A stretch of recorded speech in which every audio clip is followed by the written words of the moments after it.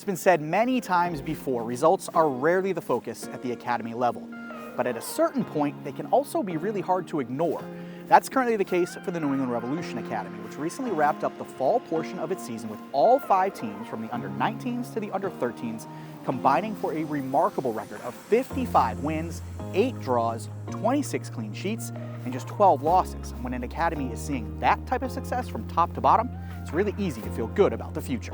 It really speaks to the pro pathway and the growth of the pathway. And one of the things that we take a lot of enjoyment out of is seeing a player who can come through the doors for the first time as now an under 13 or an under 14 player, because those are 2 brand new groups for us, and find their way to make the next step, continuing on to accomplish what their aspiration and their dreams may be by being a part of this environment. We speak sometimes about incremental growth, and the same philosophy as we push toward our player and the same expectation that we have for them of getting a little bit better each day, we hold ourselves accountable to the same standard. And I think that we are always trying to educate ourselves, finding ways to get a little bit better, finding ways to serve these young players a little bit better, to just help them.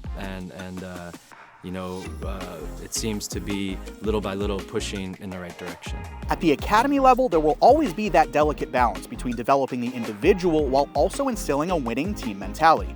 New England's coaches are confident they've struck the right balance, and the results on the field are a symptom of that individual progress. I think coaching the individual within the collective is probably the key answer.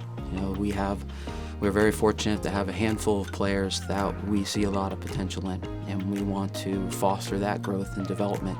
So how I would look at it individually, whether it be a training session and or a game, is making sure that that particular player or players, they have key objectives for them to accomplish within the game or within the training session within the phases of play. So for example, if you're looking at an attacking player, out of possession, he has 2 or 3 key responsibilities out of possession and what he needs to be doing in order to make it into Gillette Stadium or make it into Revs 2. And then in possession, what does he look like when the team is in possession? What spaces is he going to be taking up? We are really fortunate through the talent identification that takes place, and it happens from our front office all the way through to our pro pathway level. The players that come in here through identification, through the work of community partners, all these things are highly driven and highly competitive just innately. So for them, that's something that we look forward, of course, to nurturing and growing and celebrating. But a lot of that comes from the players, just who they are as individuals. The ultimate measure of success for an academy, of course, is progressing players to the professional level.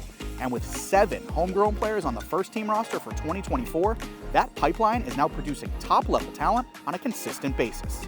The great thing about all of those players that you've mentioned is they are outstanding young men and of such great character. And so I think that not only does that serve as an example to the players that are currently in there, but those guys will come around, and shake hands with the academy players now and say hello to them and support them in the matches and send them the messages on the team chat. So it's not just the coaching staff that does that, but those players themselves, they valued so much their experience in the academy that they still try to be a part of that all the time. One player currently rising through that pathway is 15-year-old Cristiano Oliveira, who led the Revs under-17 side with 12 goals in the fall.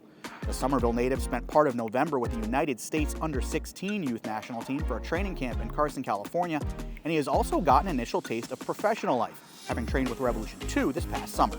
When I had the pleasure of working with him last year, we used him in a wide area, gave him some more time and space to receive between lines, and then when he graduated onto the under-17 age group, even though he was 2008, those spaces between lines get smaller for him. So his decision-making process and execution of that decision sped up. His ability to receive on a half turn, I think his final third entry passes are a real strength of his, but he's also been able to threaten the opponent's back line with, again, that final third pass, and also with some long range finishing as well. But really just his maturity, I would say more so off the field as well as on the field. Oliveira has developed as both a player and person through the Revolution's residency program, living amongst fellow academy players and coaches to become immersed in the culture. Liam Connors, who coaches the club's under-14 side, also resides in one of the academy houses, as he and his family have helped shape Revolution youngsters both on and off the field. Our family is really fortunate, and so much credit goes to my wife and our son for making it happen day to day and facilitating the life of a young professional for those players. But it's really a cool thing for our family to be around young people that are so motivated, so driven, so focused, and such high achievers.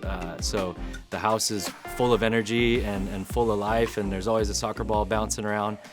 But it's really, I think, a cool environment right now for us to lead our family, and we're thankful that hopefully the guys, through us being there and providing that family atmosphere, it helps them to fulfill their potentials. From their current results at all levels to the 7 homegrown players currently on the first team roster, there is every reason to believe the future is bright for the New England Revolution Academy.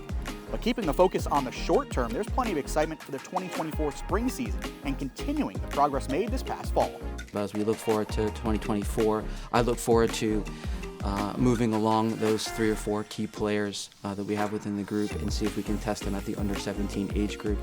So that's going to be one of our clear objectives as we move into 2024. Yeah, it'll be a good moment for the players and for ourselves to reflect on growth that's taken place so far, and of course recover and rest, and that way full speed ahead, where the players, we say this to them all the time, like it's their own fault for setting the expectations so high. We're just gonna continue to find ways to challenge and push them, and we're certain that they're gonna rise to the occasion.